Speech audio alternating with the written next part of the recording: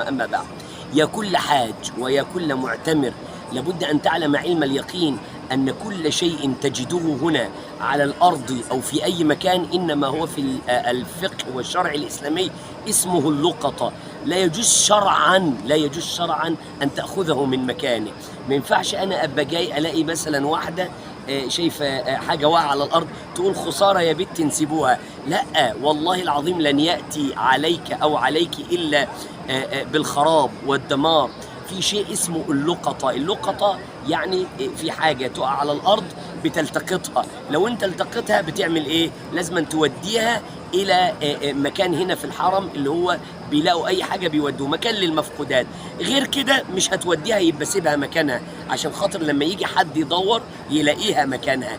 إياك ثم إياك أن تجد ذهبا أو حتى ما هو أغلى من الذهب على الأرض وتأخذه لنفسك. والله لن يأتي إليك إلا بالدمار وإلا بالخراب في دنياك وفي أخراك. أسأل الله العظيم رب العرش العظيم أن يوسع أرزاقنا وأن يبارك لنا في أموالنا وأولادنا، وأن يبارك فيكم جميعا، وأن يقينا وإياكم الحرام وشر الحرام، إنه ولي ذلك ومولاه. السلام عليكم ورحمة الله وبركاته.